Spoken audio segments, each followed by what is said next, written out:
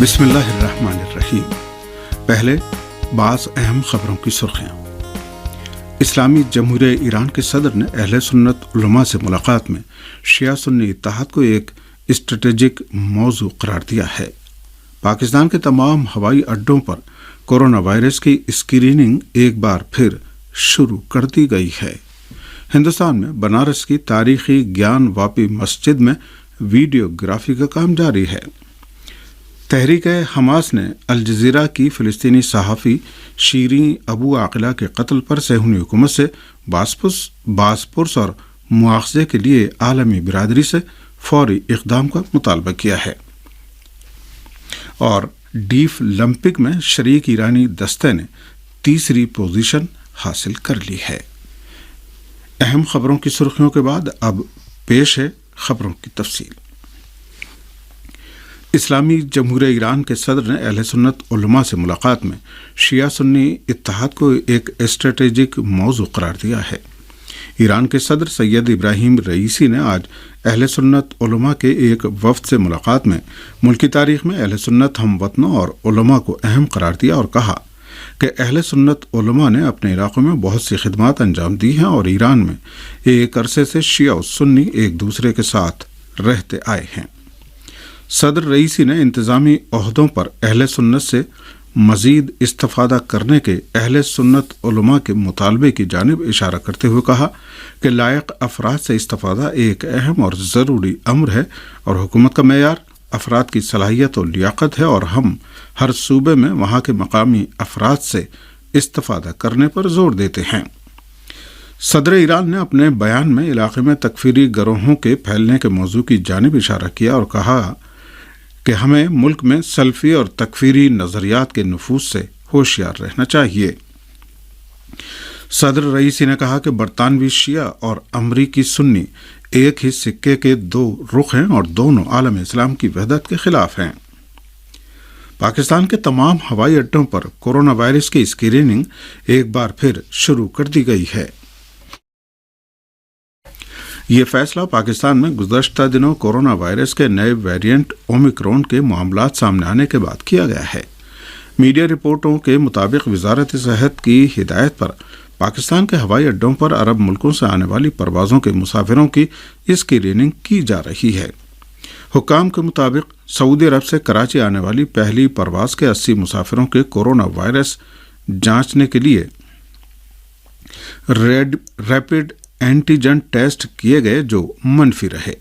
واضح رہے کہ کورونا وائرس کے اومیکرون سب ویریئنٹ کے مریض سامنے آنے کے بعد پاکستان کی وزارت صحت نے خطے کے عرب ملکوں سے آنے والی پروازوں کے مسافروں کے ریپڈ اینٹیجن ٹیسٹ کرنے کا حکم دیا تھا۔ پاکستان کے صوبہ خیبر پختونخوا کے علاقے شمالی وزیرستان میں ہونے والے خودکش دھماکے میں 3 سیکورٹی اہلکار اور 3 بچے مارے گئے ہیں۔ میڈیا رپورٹوں میں بتایا گیا ہے کہ پاکستانی فوج کے ترجمان ادارے ISPR کے حوالے سے رپورٹ ملی ہے کہ شمالی وزیرستان کے علاقے میران شاہ میں فوج کی ایک گاڑی کو خودکش حملے کا نشانہ بنایا گیا ہے۔ دھماکے میں 3 سیکورٹی اہلکار اور 3 بچے مارے گئے ہیں جن کی عمریں 4 سے 11 سال کے درمیان بتائی جاتی ہیں۔ تاحال کسی شخص یا گروہ نے اس حملے کی ذمہ داری قبول نہیں کی ہے، تاہم دہشت گرد گروہ تحریک طالبان پاکستان اس علاقے میں ہونے والے پیشتر حملوں کی ذمہ داری قبول کرتی رہی ہے۔ یہ پہلی بار نہیں ہے جب پاکستان کے قبائلی اضلاع میں سیکورٹی اہلکاروں کو نشانہ بنایا گیا ہو۔ ہندوستان میں بنارس کی تاریخی گیان واپی مسجد میں ویڈیوگرافی کا کام جاری ہے۔ قابل ذکر ہے کہ ہندوستان میں انتہا پسندوں نے تاریخی بابری مسجد کو شہید اور اس کی جگہ پر رام مندر بنانے میں کامیابی کے بعد اب ایک اور تاریخی مسجد کو اسی انجام سے دوچار کرنے کے منصوبے پر کام کرنا شروع کر دیا ہے۔ انتہا پسند ہندوؤں نے تاریخی گیان واپی مسجد میں پوجا کی اجازت دیے جانے کا مطالبہ کیا ہے اور ان کی درخواست پر بنارس کی ایک عدالت نے گزشتہ دنوں مسجد کے اندر سروے کا حکم دیا تھا۔ مسلمانوں نے سروے روکنے کے لیے سپریم کورٹ میں درخواست دائر کی ہے، لیکن ہندوستانی عدالت عظمیٰ نے سروے روکنے کا حکم صادر کرنے سے انکار کر دیا ہے۔ تازہ رپورٹوں میں بتایا گیا ہے کہ اس سروے کے تحت تاریخی گیان واپی مسجد کے اندر ویڈیو گرافی کا سلسلہ آج دوسرے دن بھی جاری رہا۔ اطلاعات کے مطابق مسجد کی 80% ویڈیو گرافی پوری ہو چکی ہے۔ رپورٹوں میں بتایا گیا ہے کہ گیان واپی مسجد کی ویڈیو گرافی کے لیے سخت حفاظتی انتظامات کیے گئے ہیں۔ یہ خبریں آپ کی خدمت میں ریڈیو تہران سے پیش کی جا رہی ہیں۔ ہندوستان میں پچھلے 24 گھنٹے کے دوران کورونا وائرس کے 2000 سے زیادہ معاملات سامنے آئے ہیں، جبکہ فعال مریضوں کی تعداد میں کمی واقع ہوئی ہے۔ ہندوستان کی وزارت صحت کے جاری کردہ اعداد و شمار کے مطابق ملک میں کورونا کے فعال مریضوں کی تعداد میں 404 کی کمی واقع ہوئی ہے، تاہم 17,000 سے زیادہ فعال مریض اب بھی موجود ہیں۔ ہندوستان کی وزارت صحت کا کہنا ہے کہ پچھلے 24 گھنٹے کے دوران ملک بھر میں کورونا کے 2,487 نئے معاملات سامنے آئے ہیں، جبکہ 2,800 سے زیادہ مریض صحت یاب ہوئے ہیں۔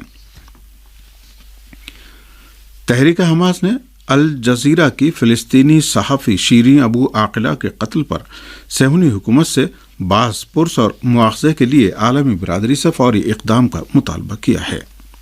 شہاب نیوز ایجنسی کی رپورٹ کے مطابق تحریک حماس کے رہنما یحییٰ السنوار نے صہیونی حکومت کی دھمکیوں کو خاطر میں لائے بغیر غزہ میں الجزیرہ ٹی وی کے دفتر میں شہید شیریں ابو عاقلہ کی یاد میں منعقدہ ایک پروگرام میں شرکت کی۔ انہوں نے اس پروگرام سے اپنے خطاب میں کہا کہ ہم غاصب صہیونی حکومت کو کوئی اہمیت نہیں دیتے۔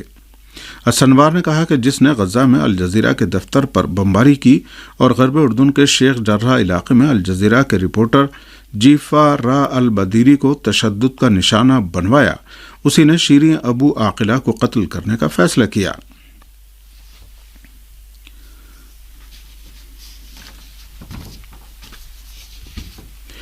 صہیونی فوجیوں نے غرب اردن کے مختلف علاقوں پر حملہ کر کے 10 فلسطینیوں کو زخمی کر دیا ہے۔ ترکی کی آناتولی نیوز ایجنسی کی رپورٹ کے مطابق صہیونی فوجیوں نے شمالی غرب اردن میں کفر قدوم نامی دیہات پر حملہ کر کے 3 فلسطینیوں کو گولی مار کر زخمی کر دیا، جبکہ 10 افراد کو آنسو گیس کے باعث نقصان پہنچا۔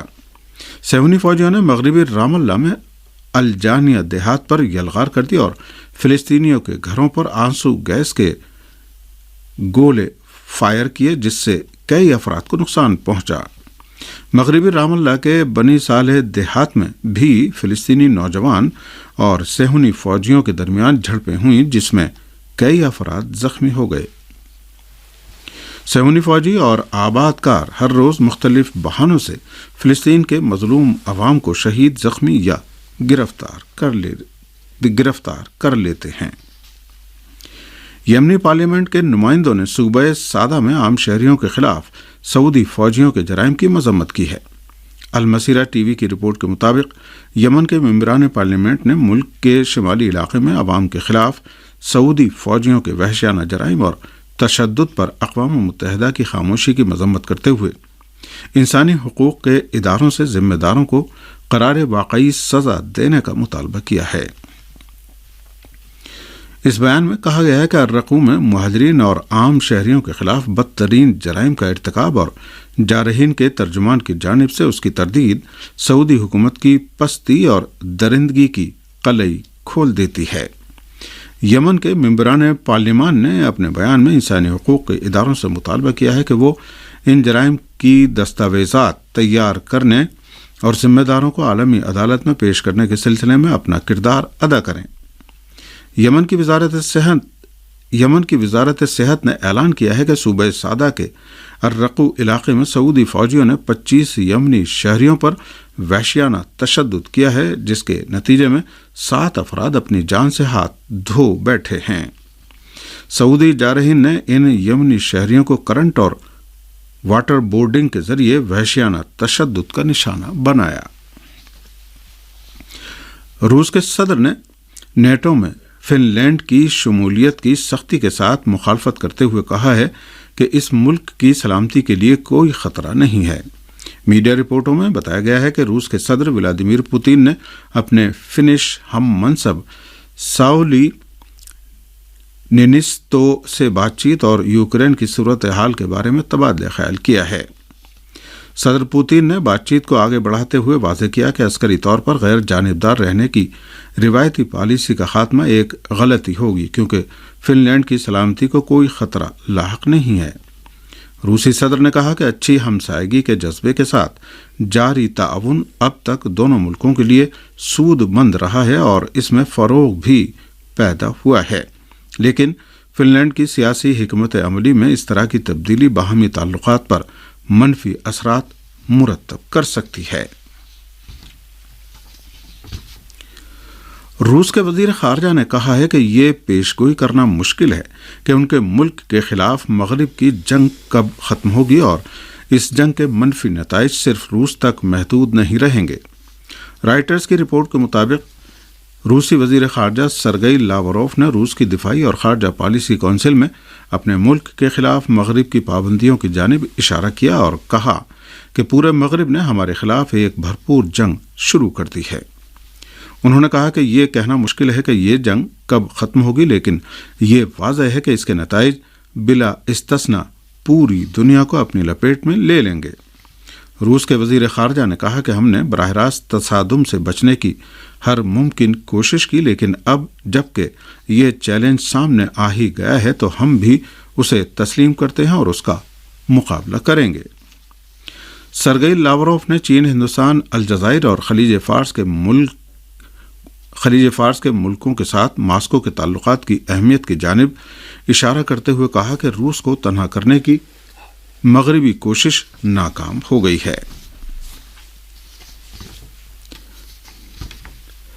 ڈیف اولمپک میں شریک ایرانی دستے نے تیسری پوزیشن حاصل کر لی ہے۔ برازیل میں ہونے والے ڈیف اولمپک 2021 میں شریک ایرانی دستے نے سونے کے 14، چاندی کے 12 اور کانسی کے 14 تمغے حاصل کیے اور میڈل کے لحاظ سے تیسرے نمبر پر رہا۔ میڈل انڈیکس میں سب سے اوپر یوکرین رہا، جس نے 129 تمغے حاصل کیے، جن میں سونے کے 54، چاندی کے 36 اور کانسی کے 37 تمغے شامل ہیں۔ امریکہ سونے کے 19، چاندی کے 10 اور کانسی کے 22 تمغوں کے ساتھ دوسرے نمبر پر رہا۔ واضح رہے کہ پچھلے ڈیف اولمپک میں ایرانی دستے نے میڈل انڈیکس میں 7ویں پوزیشن حاصل کی تھی، تاہم اس سال وہ ترقی کر کے تیسرے نمبر پر آ گیا۔